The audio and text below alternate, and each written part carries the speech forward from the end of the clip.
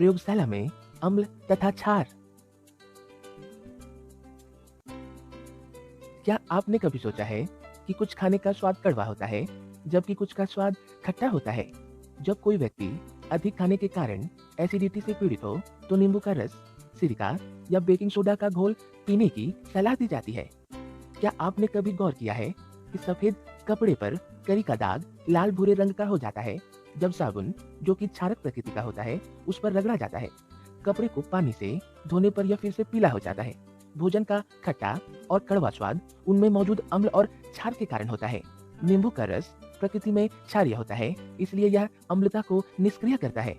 विज्ञान प्रयोगशाला से निम्नलिखित नमूने लीजिए, जैसे hydrochloric acid H2SO4, sulphuric acid, nitric acid, acetic acid, sodium hydroxide, calcium hydroxide, potassium hydroxide, magnesium hydroxide और अमोनियम हाइड्रोक्साइड।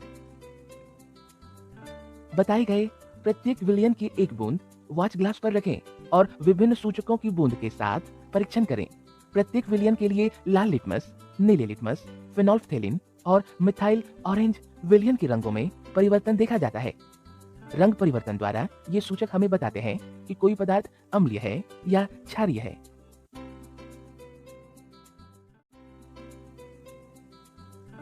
अम्ल तथा क्षारक धातु के साथ कैसे अभिक्रिया करते हैं? आइए अभिक्रिया को समझने के लिए एक क्रियाकलाप करें। एक परख नली में लगभग 5 ml तनु सल्फ्यूरिक अम्ल लीजिए एवं इसमें दानेदार जिंक के टुकड़े डालिए। उत्सर्जित गैस को साबुन के विलयन से प्रवाहित कीजिए। जलती हुई मोमबत्ती को गैस वाले बुलबुले के पास ले जाइए। कुछ अन्य अम्ल जैसे हाइड्रोक्लोरिक एसिड, नाइट्रिक एसिड तथा एसिटिक एसिड के साथ यह क्रियाकलाप दोहराइए। इन अभिक्रियाओं में धातु अम्लों से हाइड्रोजन को विस्थापित करती है। इसे हाइड्रोजन गैस के रूप में देखा जाता है। धातु अम्ल के शेष भाग के साथ मिलकर एक यौगिक बनाती है जिसे लवण कहते हैं। अम्ल के साथ धातु की अभिक्रिया को इस प्रकार व्यक्त कर सकते हैं। अम्ल योग धातु देता है लवण और हाइड्रोजन गैस। अम्ल तथा क्षार परस्पर कैसे अभिक्रिया करते हैं? चलिए एक क्रियाकलाप द्वारा इसे समझते हैं। परख नली में लगभग 2 ml NaOH का घोल लीजिए एवं उसमें 2 बूंद फेनोल्फथेलिन विलयन की डालिए। इस विलयन में एक एक बूंद तनु HCl विलयन मिलाइए। अम्ल मिलाने के बाद फेनोल्फथेलिन का रंग क्यों बदल गया? अब इस मिश्रण में NaOH की कुछ बूंदें मिलाइए। इस क्रियाकलाप में हमने परीक्षण किया कि अम्ल द्वारा क्षारक का प्रेक्षित प्रभाव तथा क्षारक द्वारा अम्ल का प्रभाव समाप्त हो जाता है। जो अभिक्रिया हुआ है उसे इस प्रकार आप लिख सकते हैं। NaOH प्लस HCl देता है NaCl प्लस H2O। धातु कार्बोनेट तथा धातु अम्ल के साथ कैसे प्रतिक्रिया करते हैं? चलिए एक क्रियाकलाप करते हैं।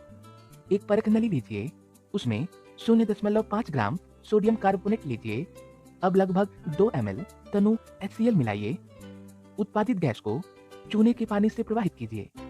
इस क्रियाकलाप में होने वाली अभिक्रियाओं को इस प्रकार लिखा जाता है। NaCO3 प्लस 2HCl देता है 2NaCl plus H2O plus CO2।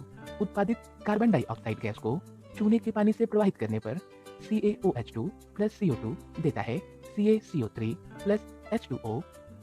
चूना पत्थर, खड़िया एवं संगमरमर कैल्शियम कार्बोनेट के विविध रूप हैं। सभी धातु कार्बोनेट एवं हाइड्रोजन कार्बोनेट अम्ल के साथ अभिक्रिया करके संगत लवण, कार्बन डाइऑक्साइड और जल बनाते हैं। पीएच मान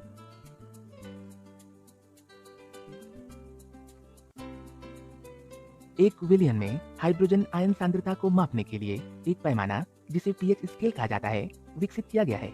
इस पीएच में पी सूचक है पुंसांस, जो एक जर्मन शब्द है जिसका अर्थ होता है शक्ति।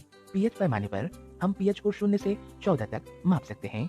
पीएच को एक संख्या के रूप में माना जा सकता है जो एक विलयन की अम्लीयता या क्षारीय प्रकृति को दर्शाता है।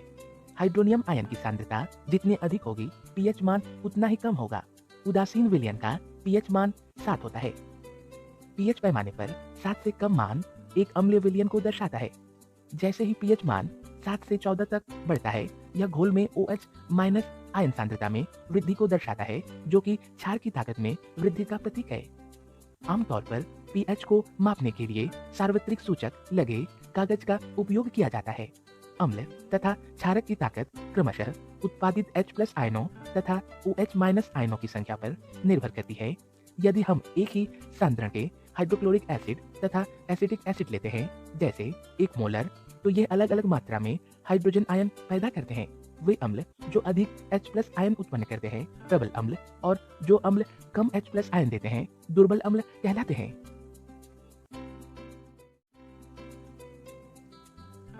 पीएच का महत्व।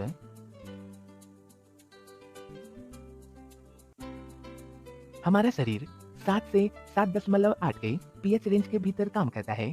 जीवित जीव केवल पीएच परिवर्तन की एक संकीर्ण सीमा में ही जीवित रह सकते हैं। वर्षा जल का पीएच मान जब 5.6 से कम होता है तो उसे अम्लीय वर्षा कहते हैं। अम्लीय वर्षा नदियों में प्रवाहित होती है तो यह नदी के पानी के पीएच को कम कर देती है, जिससे जलीय जीवों का जीवित रहना कठिन हो जाता है। यह काफी रोचक है कि हमारा आमाशय हाइड्रोक्लोरिक एसिड उत्पन्न करता है। यह आमाशय को नुकसान पहुंचाए बिना भोजन के पाचन में मदद करता है। अपच के दौरान आमाशय बहुत अधिक एसिड पैदा करता है, जिससे जलन और दर्द होती है। इस दर्द से छुटकारा पाने के लिए लोग एंटासिड नाम के क्षारक का इस्तेमाल करते हैं। दांतों की सड़न तब शुरू होती है जब मुंह का पीएच 5.5 से कम होता है। दांतों का इनामेल कैल्शियम फॉस्फेट से बना शरीर में सबसे कठोर पदार्थ होता है। यह पानी में नहीं घुलता है, लेकिन जब मुंह का पीएच 5.5 से नीचे होता है तो यह खराब हो जाता है। क्या आपको कभी मधुमक्खी ने डंक मारा है? मधुमक्खी का डंक एक एसिड छोड़ता है जो दर्द और जलन का कारण बनता है। उस जगह पर बेकिंग सोडा जैसे हल्के क्षारक का इस्तेमाल करने से आराम मिलता है। लवण।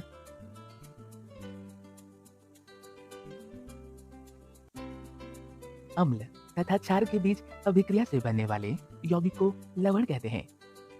Magnesium chloride, potassium nitrate, zinc carbonate तथा कॉपर सल्फेट जैसे लवण हमारे लिए कई तरह से उपयोगी हैं। लवण आयनिक यौगिक होते हैं जिनमें धनावेशित धनायन और ऋणावेशित ऋणायन होते हैं। किसी भी हाइड्रोक्साइड और हाइड्रोक्लोरिक अम्ल से बनने वाले लवण क्लोराइड कहलाते हैं। सल्फ्यूरिक अम्ल के लवण सल्फेट्स कहलाते हैं। नाइट्रिक अम्ल के लवण नाइट्रेट कहलाते हैं और कार्बोनिक एसिड के लवण कार्बोनेट के रूप में जाना जाता है। लवण बनते हैं अम्ल तथा क्षारक उदासीन लवण कहलाते हैं। अम्ल तथा दुर्बल क्षारक अम्लीय लवण कहलाते हैं। दुर्बल अम्ल और क्षारक क्षारक लवण कहलाते हैं। समुद्र के पानी से वाष्पीकरण की प्रक्रिया द्वारा सोडियम क्लोराइड प्राप्त होता है। इसे टेबल सॉल्ट कहा जाता है। सोडियम क्लोराइड का उपयोग किया जाता है अचार, मछली और मांस को संरक्षित करने के लिए, साबुन के निर्माण में, ठंडे देशों में सड़कों पर बनने वाली बर्फ को पिघलाने के लिए, अन्य यौगिकों के निर्माण के लिए कच्चे माल के रूप में। कुछ लवणों में क्रिस्टल के अनिवार्य भाग के रूप में जल अणुओं की निश्चित संख्या होती है। ये पानी के अणु जो क्रिस्टल का हिस्सा बनते हैं क्रिस्टलीकरण का जल कहलाते हैं तथा ऐसे लवण को हाइड्रेटेड लवण कहते हैं। Ferrous sulphate heptahydrate, zinc sulphate heptahydrate, magnesium sulphate heptahydrate या एप्सम नमक, पोटास फिटकिरी